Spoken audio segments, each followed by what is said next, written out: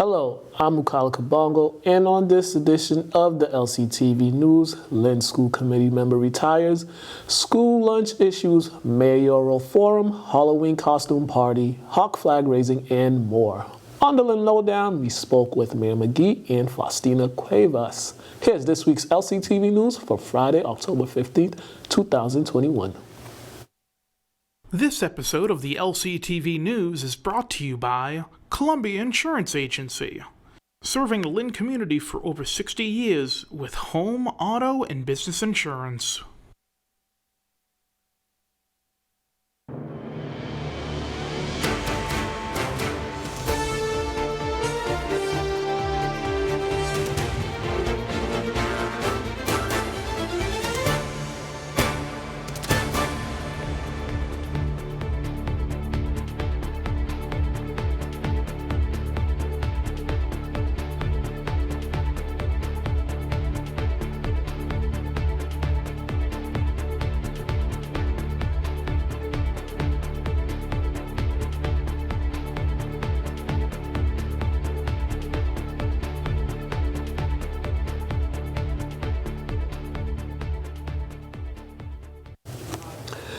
Parents have created a petition for better lunch options for their kids after a viral video of school lunches having mold on them.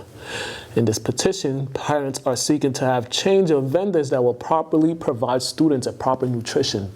This began on September 17th after Sophia Singh discovered her child was given a spoiled sandwich for lunch.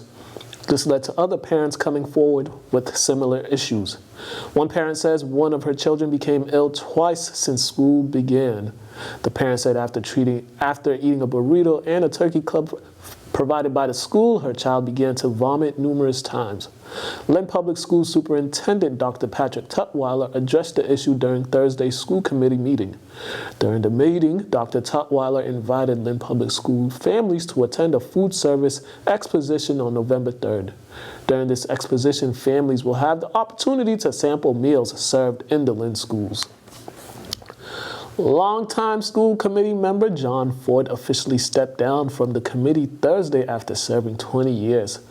Ford will not be running for re-election and was honored by the school committee for his work in the public school system. Among those in attendance were Mayor McGee, Senator Brendan Crichton, and State Rep Peter Capano.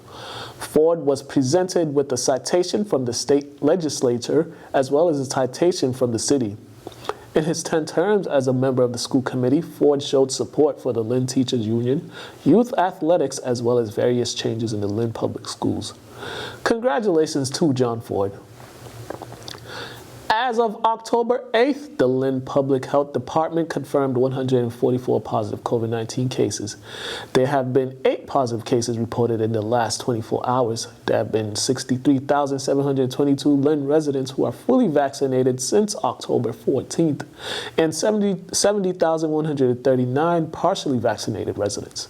Approximately 70% of Lynn residents have received the first dose of either the Pfizer or Moderna vaccine, or the single-dose Johnson & Johnson vaccine. City Hall is offering residents the vaccine Tuesdays from 2 p.m. until 7 p.m. and Fridays from 9 a.m. until 11:30 a.m. Lynn Community Health Center has vaccine available on Tuesday, Wednesday, and Fridays from 8:30 a.m. until 4:30 p.m. On Tuesday, LCTV went to Trio's restaurant for a Halloween costume party. Here's more from the party.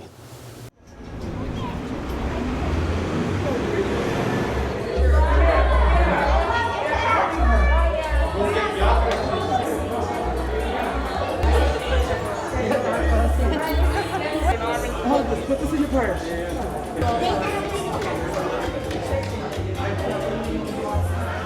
Hey, what's up? Hey guys, how you doing? I'm Lenny Pena, candidate for school committee, and here we are. We have a wicked cool event. This is a register to vote.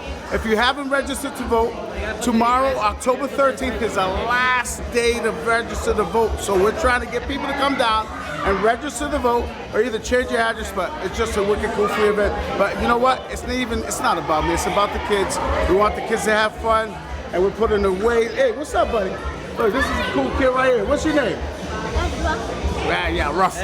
But this is about kids and bring kids and families together and just to have some fun. But the main thing is to get people to register to vote. I'm Lenny Pena. Vote November 2nd. The first annual Abused Women and Children flag raising ceremony took place outside of City Hall yesterday afternoon, and LCTV was present. And I'm the Senior Manager of Educational Programming at HAWC, which stands for Healing Abuse, Working for Change. I want to thank all of you for being here at our first annual flag raising in the City of Lynn. In previous years, we have gathered inside City Hall to share a proclamation of October being Domestic Violence Awareness Month. But with the epidemic that is domestic violence happening quietly and silently in our community, we recognize the need to come outside when we speak these truths. So here we are, gathered outdoors on a beautiful day, not just because of the pandemic, but as a call out and a call into our community.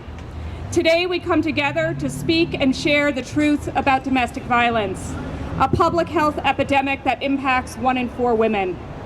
First, I want to recognize that while HAWC has been serving survivors for 40 years, we simply could not do it without our community members and partners.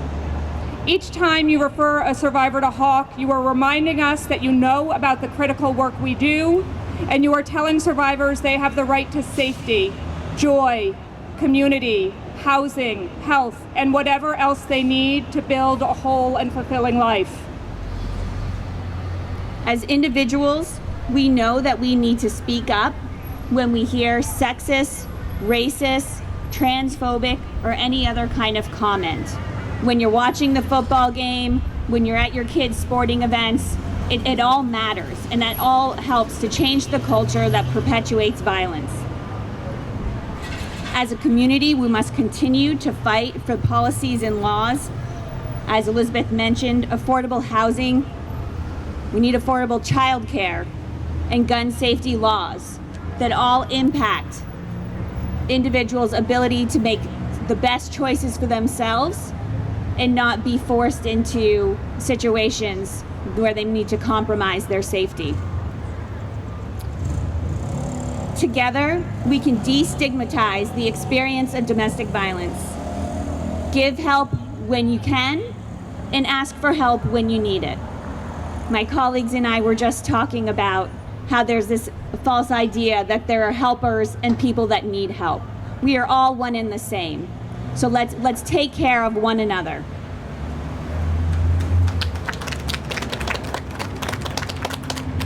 And remember, HAWC is always there for you. We have our 24-hour hotline. Our office is located at 20 Central Ave.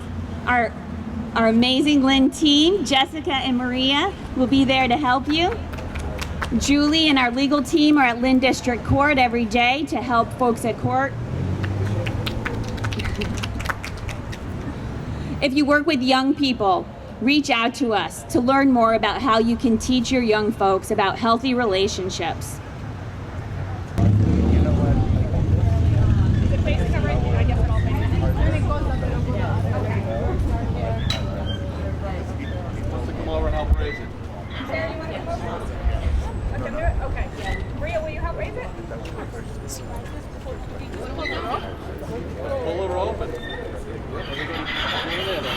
I also want to share that this flag was made by a survivor who received services at home.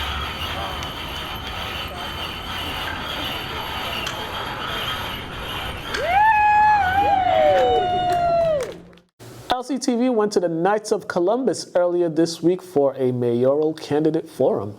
Here's more from the forum. And you will see a city with hotels on the Linway in 4 years. You will see new schools being built. Not just Pickering, but I'm talking about 14 of the 100-plus-year-old schools that we have in the city. And you will see the start of all of that in the next 4 years. I guarantee that.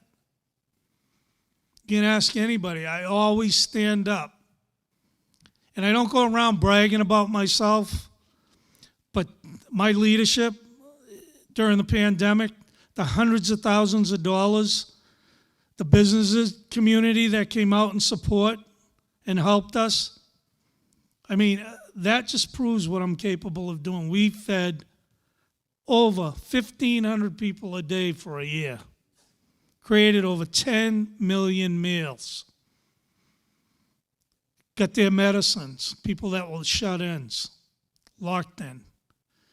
I mean, I chose to raise my family here. I'm not going here no matter what happens. Please remember to vote for me on November 2nd. Thank you.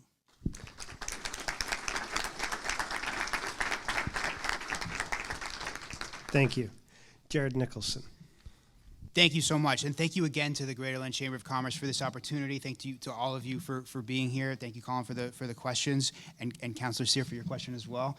I am running for mayor to provide leadership for inclusive growth.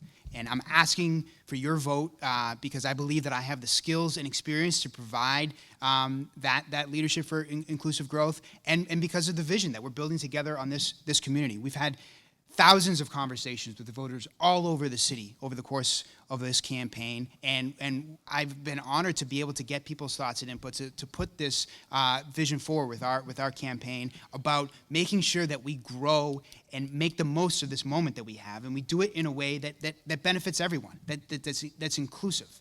To watch the full forum, visit lyntv.org. LCTV hosted its first of 4 candidate forums Wednesday evening. This forum featured candidates running for ward councilor. Hello and welcome to LCTV Candidates Night. I hope everyone is having a great day. Today we are going to hear from candidates who are running for ward councilor. But first off, how is everybody doing? Oh, they're on mute, but I'm your host, Mukala Kabongo. I'm your host, Mukala Kabongo, news director here at LCTV, Lynn Community Television, and we got a list of hard-hitting questions for our candidates today. I hope everybody viewing will get the responses that they are hoping to hear from all these candidates. So, I just want to say thank you all for taking the time to watch the full forum. Visit lyntv.org. And now for the sports update.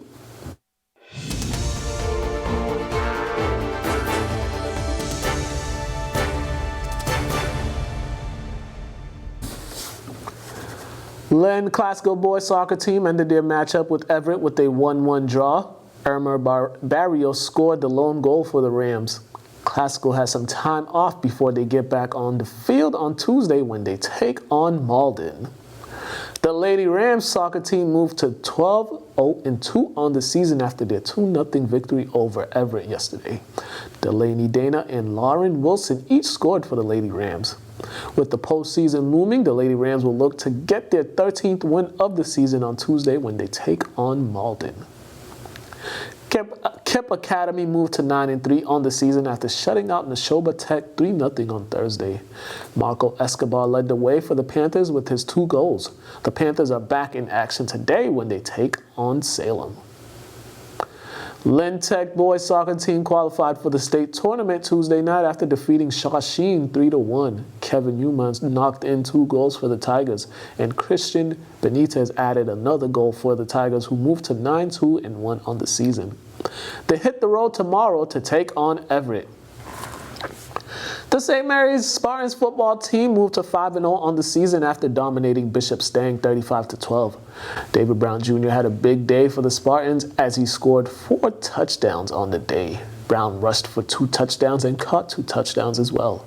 Quarterback Ali Berry threw 2 touchdown passes, and Donovan Clark added a rushing touchdown. The Spartans' defense forced 2 turnovers and stifled Bishop Stang's offense. St. Mary's will look to go 6-0 today when they take on Arlington Catholic. Lynn Classical moved to 3-2 on the season after being shut out 44-0 by Everett. The game began with a 70-yard kickoff return for a touchdown by Pedro Rodriguez. The Rams fumbled the ensuing kickoff to give the Crimson prime field position, and they will capitalize with a 30-yard touchdown run by Jaden Clairvaux. The Rams will look to bounce back on Saturday when they host Malden. Kickoff is set for 1 p.m. Lynn English Bulldogs got their first win of the season last Friday as they routed Medford 54-8. First-year Bulldogs head coach Mackenzie Charles got his first win as head football coach. and got an all-around performance from his team. Running back Wesley Chandler led the way with 3 rushing touchdowns, while quarterback Jesse Maggs also had 3 touchdowns on the day. Maggs threw 2 touchdown passes, the first to Shea Palmer and the second to Josh McDonald. Maggs also rushed for a touchdown. The Bulldogs are off this week and will return to action next Friday when they travel to Malden. Kip Academy dropped its first game of the season in a highly anticipated matchup with undefeated Manchester Essex. In the 15-8 loss, Kip turned the ball over 2 times at opportune times. After driving deep into the Hornets' territory, quarterback One Settle Singh threw an interception. The Panthers, after getting a defensive stop, would throw another interception on their ensuing possession. For Manchester Essex, it was their defense that came to play as they held the high-powered Panthers offense scoreless through 3 quarters. Henry Otterbein got the Hornets on the board first with a 6-yard touchdown run. The Hornets would strike back with a run by Ambrose Palazzola to go up 50-0. The Panthers would get a late touchdown but failed to recover the ensuing onside kick. Kip will look to bounce back tomorrow when they visit Neshoba Tech. The Boston Red Sox will kick off their American League Championship Series against the Houston Astros tonight. The Sox are coming off an exciting series against the Tampa Bay Rays, in which they closed out the series with 2 straight walk-offs. The Astros advanced to their 5th straight ALCS after a 3-1 series victory over the Chicago White Sox. For Game 1, the Astros will trot out Framber Valdez. The Sox will start Chris Sale. First pitch is set for 8:07 p.m. The New England Patriots got a comeback victory over the Houston Texans Sunday to move to 2-3 on the season. After falling behind 22-9, the Pats scored 16 unanswered points for the 25-22 victory. Quarterback Mac Jones threw for 231 yards and a touchdown, while running back Damian Harris rushed for 54 yards on 14 carries. Hunter Henry caught a touchdown for the 2nd straight game. Henry also caught 8 receptions for 75 yards. The Patriots will look to get back to 500 when they host the Dallas Cowboys this Sunday. Kickoff is set for 4:25. On this week's Lynn Lowdown, we spoke with Mayor McGee and Faustina Cuevas. Here is this week's Lynn Lowdown.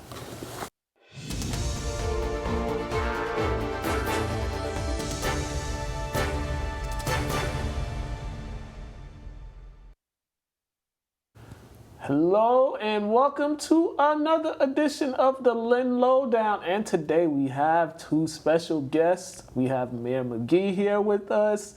Second time here? Third time here? I've been here a few times. Glad to be back. Great to be with you this morning. First time for her, Miss Faustina Cuevas. Thank you. Diversity and inclusion, equity, inclusion. I always get those confused, but y'all get what I'm saying.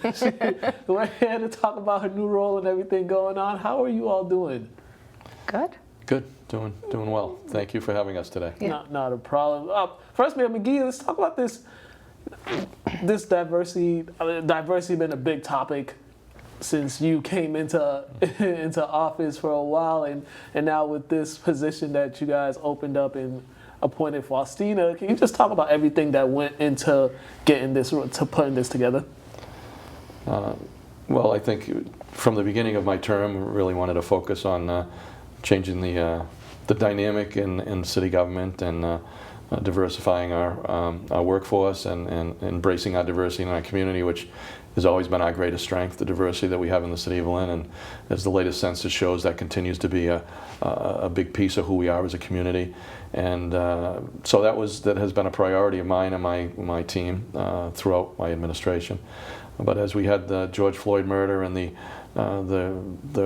really challenging things that happened last year, that really put a real spotlight on the importance of our diversity, but more importantly, addressing the concerns in our community to make sure that everyone had an opportunity to be part of our community and part of city government. And it's broader than that, really. It's but early on with meetings that we had and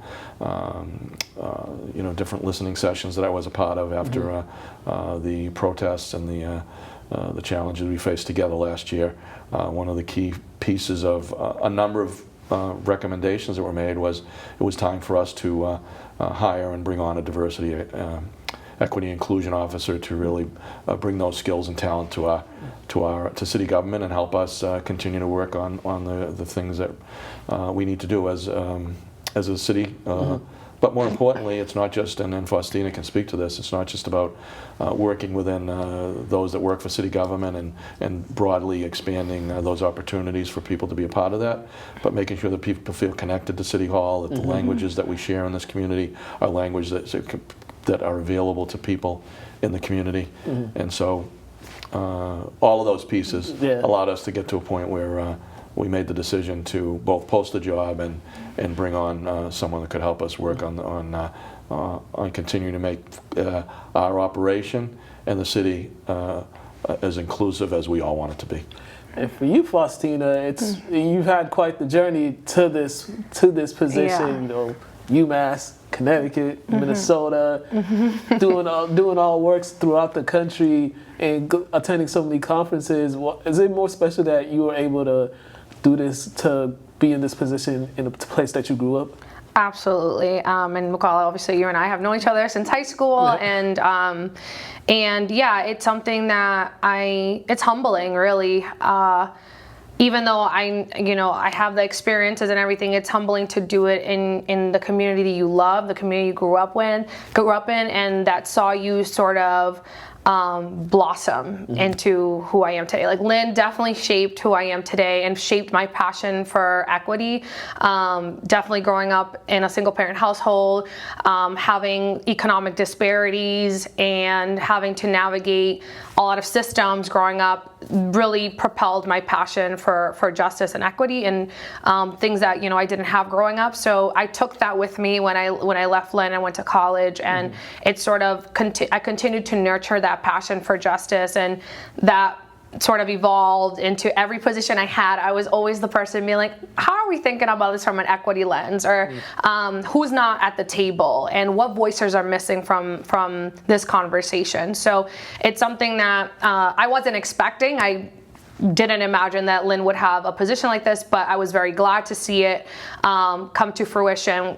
Luckily with leadership, Mayor McGee's leadership, and also the community really pushing people, pushing government and pushing leaders to really think about having a position like this. It's really wonderful. It's really wonderful that we have people, activists, champions in the community that said, we need something like this. It's long overdue. We need somebody that can think about this from a large scale and can really be a bridge from the community to City Hall, which is definitely my intention. Can you both talk about what has the first couple months have been like since being on the position? Can you both just talk about how some of the stuff that you all have been discussing? Sure. I think I have to say Faustina has hit the ground running. She's been such a great addition, so really excited to work with her. And Michael Cole, who is doing a lot of work on we're involved in this REMAP, which is Racial Equity Municipal Action Plan, which we're meeting with other communities. So right away, Faustina came right on to that, and there's been a lot of work going on with people that are on our team as part of the REMAP group, but more importantly with the groups that are putting it together in the other communities and really looking to create tools of engagement for our community. So that was, I think, right away Faustina was brought right in, and Mike Cole did a tremendous job, but Faustina has stepped right in and with Michael leaving our office, been able to be the leader on that, and many other things. But I think that was the first piece. Like right away, we were off and running. Yeah. I agree. Yeah, so for me, definitely agree with that. Being part of REMAP has been wonderful. And then listening into nearby municipalities like Revere and being able to chat with them about what they're doing and how we can sort of support each other. And what are you doing well? What can we be doing better? And really just having those sort of thought partners, because we have neighboring communities that are doing great work, and we're also doing great work. So it's like having like a think tank to share opportunities for bettering our community. community. And for me, I've been in the role 2 months now. And in these 2 months, I've taken the time to really listen to people in the community. I've been meeting with nonprofits, community leaders from various communities to really understand what are the needs in our very diverse city, right? Because one thing I really like to say, it's like not only are we racially diverse, but we're culturally diverse and also linguistically diverse. And I think in my conversations with the mayor, I've been, thinking about how do we support our community that's sort of changing so fast that it's hard for us to even keep up with it, right? Recently, I met with somebody. She is one of the organizers for the New England Bangladesh Association, and I met with her because the community here from Bangladesh is getting bigger in Lynn, and now she has an office now on Union Street. She comes to Lynn twice a week to help folks in the Bengali speaking community have access to resources in Lynn. So that's another community that is newer to Lynn, but is growing very rapidly. So it's hard, there's so many changes and things happening. So I've been trying to spend time really listening to what's going on, what are the trends, who are our newer communities that are in Lynn, who are the communities that have been here a while. Are they getting what they need? What are the supports? What is it that they're needing from us? Access to resources. And at the center of all of this, what I really am understanding is that language access is a huge concern for Lynners. Being able to go into City Hall and get information in your native language, or have resources, or have somebody that can translate for you, or have documents, like if you're pulling a permit, is it in Spanish, right? Spanish is the majority language in Lynn, and that's also the Latinx community is a majority in Lynn as well. And thinking about how can we make sure when people come into City Hall, they get what they need in their native language, or at least have a resource there that can help them navigate that. And I've been doing some research around like how we can solve that issue.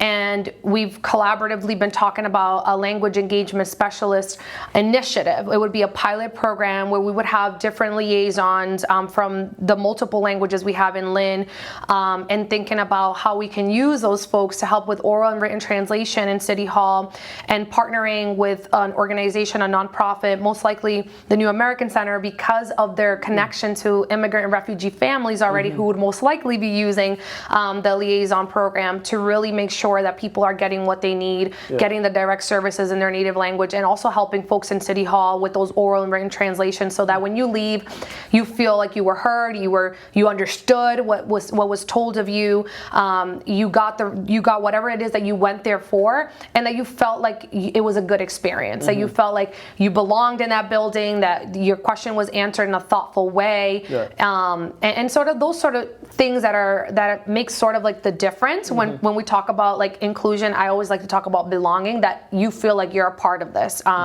and that's essential in a community as diverse as ours, is to make sure that people feel like they belong here, because they are the majority. So Question I have for both of you, we have this issue, this housing issue. So many people. It's been going on for a while. Mayor McGee, can you talk about what kind of role her position plays into finding a way to help those people out that have been having difficulties with housing and trying to find affordable housing, and everything that's been going on with the housing crisis? I think Faustina now is another resource for us to continue that ongoing discussion about creating. I've been public on it, and I continue to be on the housing production plan, which we went through 15, 16, 18 months of interacting with the community. There was all kinds of outreach that helped create that plan. And again, this plan was created through community input. It came from the city summit we had. That was one of the big takeaways from the city summit. And we've had the MAPC, and we're working through it. So what Faustina has been able to do is continue to ensure that everyone in the community that has an interest in this, across a broad range of ethnic backgrounds and diversity and languages, continue to be updated and informed about what this plan means. And again, it's about finding a balance moving forward for our community as a whole. What's the balanced approach to look at a mixed level of housing options for our community? That's what this plan is about, and it's the first step in a broader discussion that we'll be having. So it's really important to have Faustina and as a part of that, as in her role in the new job. And I think her, as she brought up, the taking a look at other communities like Somerville that does have access to different language, both for translation and writing, making it available for people in our community at City Hall is really important. So that's a piece of it. And so us exploring as a community with Faustina's leadership, looking in that direction is really exciting.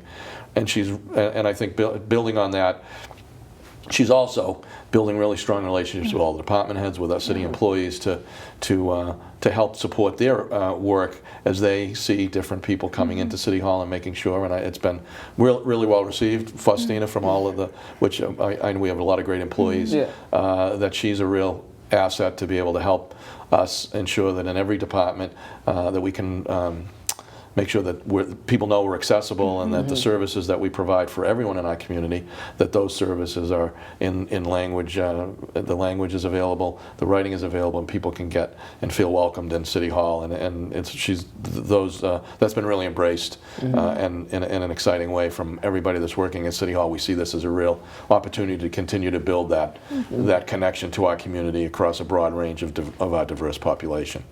Yeah. For you, Faustina, what has been some of the most, what are suggestions that people have came up to you or concerns that you've heard from the community about certain issues in the community? What are some of the stuff that the people have came to you to talk about? Yeah, there's quite a few. I want to say I want to honor the question around housing. I think that's probably up there, probably top 3. And one thing I wanted to add, what Mayor McGee said, was also this remap process that we're going through that we were, that Mayor McGee mentioned. One of the things we're looking at is affordability in Lynn. So we've been spending this time together, and that group is a very collaborative group. There's some community leaders that are part of that group too. It's not just folks in government. It's also sharing that space with people in the community who are boots on the ground. But one of the things we're looking at is affordability. So I wanted to sort of honor that this group, before I even came on board, has been working over a year to really think about that. So hoping that something is born from that. So housing, right, is a big thing. Language access is another piece where, again, even just going back to this community leader that I spoke to from the Bengali speaking community, she was like, I have concerns about people going to Lynn Community Health Center because of the language barrier, right? They have like a translation line, and she was telling me, she's like, I feel like sometimes those translation lines, it's not a native speaker, right? It's somebody that learned the language and then now they're sort of translating, but sometimes it doesn't land the same because different dialects, right? Even like look at like the Latinx diaspora, like all of us talk differently. I'm Dominican, so como yo hablo y habla un salvadoreño is not the same, right? People talk differently, so I think that there's sometimes those disconnects. So I think language access is a big piece to all of this. It's like you can't advocate for yourself. You can't understand what's going on or what the resources are if you're not able to talk in your native language to someone. So I think language access is up there. Housing, language access, and if I had to pick another, it would be like representation in City Hall. And I think that's it's like there's two sides to that coin, right? It's like the representation, but also how do I get informed about job opportunities, and how do I get in those roles, right? So it's also like I want representation, and I want to be that representation in City Hall. And I want to say that under Mayor McGee's leadership, that has gone way better. Working with HR and personnel, I think under Mayor McGee's leadership, there's been a lot of us that have onboarded, a lot of folks of color that have been coming into City Hall and that are excited and want to bring good energy and good leadership and being collaborative. And there's a lot of people who want that too. So I think that as long as we keep moving forward in that direction, I think that that's one of those solutions that we can easily solve, along with the language access piece. The housing piece, slowly working on that too, and we have the housing production plan, so getting more buy-in on that. I think the concerns that community members have could be, easily resolved as long as we work collaboratively. And the outlook on City Hall too has seen some changes as well, as she just said about the hiring process. I know there's been more diverse candidates coming into City Hall getting hired. I know talked about the arts and culture arts planner. and culture planner. We got the Director of Elder Services. Yeah, Chris Gomez in there. You know, can you talk a little about that, Mayor McGee? Just having those type of people coming in there, and they're people with experience too. It's not just like folks that you just say, okay, let's bring them on just to just to make it look like we're doing it. But these are folks who are qualified and who you guys did extensive background on to get them in those positions.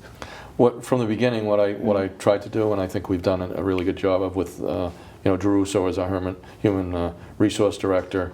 So we really have tried to be, all the jobs are posted, the job opportunities. We want to make sure that throughout the community there's many talented people in the city of Lynn. And then Faustina's talking about it. The challenge has always been engaging, making sure that people know that there's jobs available. The postings have been really, we've pushed them out so that we can get many people, qualified people to apply for the jobs.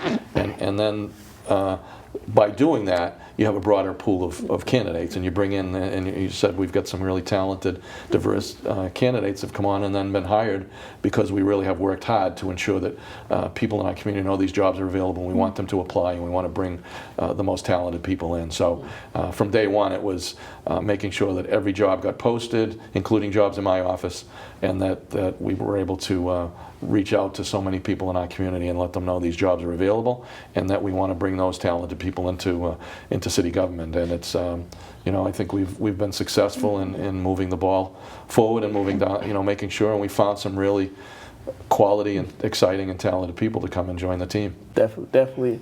Got a few minutes left. What's moving forward? What are some of the other plans that you all have going on for the rest of the year? Yeah.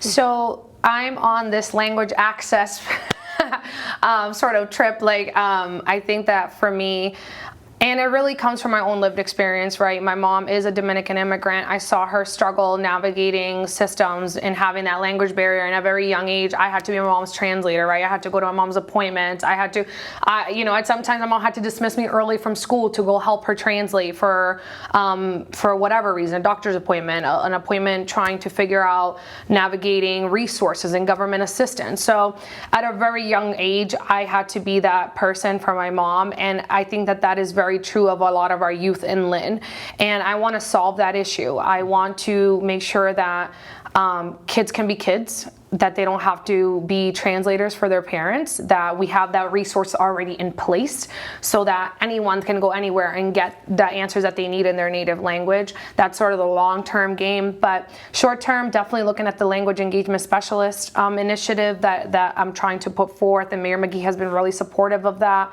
so I'm very thankful for him and his leadership, and just small things, right? Sometimes it doesn't have to be grandiose, right? I'm even thinking about signage in the building. Again, Mayor McGee is totally on board. I want to put the signs in the building in Spanish and English, so we're moving forward with that. So soon you're going to see in the building the signs not only in English but also in Spanish, directing people to the right place. Again, it's sort of those small things that says you belong here, right? We acknowledge that Spanish is the #1 language in Lynn, and we're going to try to make the effort to let you know that we care about that and that we're thinking about that. So small things, big picture things, those are the things I'm going to be looking at for the long term. But language access right now is at the center of what I'm passionate about, and what from my own lived experience and what I'm hearing from the community, is definitely important and critical right now. And I just want to follow up on that because it's important. That's where the connection comes, when you can have, you have access to language and written translation as much as verbal translation. It really does show that City Hall is for all of us in our community, and that it really is kind of a welcoming feel. So I think it is an initiative that Faustina's taken on, but really does reflect on what we've tried to do from the beginning, engaging everyone in our community. We're all from Lynn, we all love this community. We chose to live here, and we chose to raise our families here. So we want to make sure that everyone feels connected. And by, I think, working on this language piece, it opens up so many other doors, as you said earlier, job opportunities, investment, private, small businesses that continue to grow, all of those pieces of that make our community a great place, is being able to connect with people in a way that they understand they're part of this, and more importantly, they get the answers to the questions they have in a way that they understand that in their own language. All right, time has come. Thank you all for all the great information that you gave to the people. I hope everyone learned something. And just lastly, Faustina, if they want to get in contact with you, please give them the email, phone number. Yes, fcuevas@lynnma.gov. And you can reach my extension 6744. So you can reach me at the main line. But also, I'm available. I'm one of those people. I'm accessible. So you can also call my cell phone or text me 617-304-3068. All right. You guys have been watching the Lynn Lowdown. Mayor McGee, Faustina Cuevas, thank you. Have a great day, ladies and gentlemen.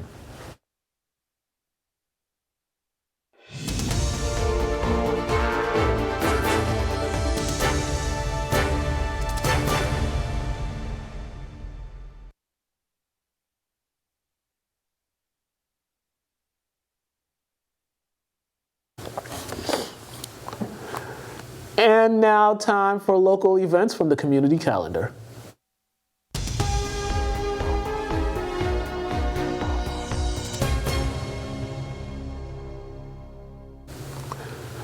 Beginning today until November 1st, the Pine Grove Cemetery Fall cleanup will take place. All decorations will be removed and disposed during this time. Tomorrow from 8 a.m. until 12 p.m., Lynn DPW will be hosting their 2021 Household Hazardous Waste Collection Days.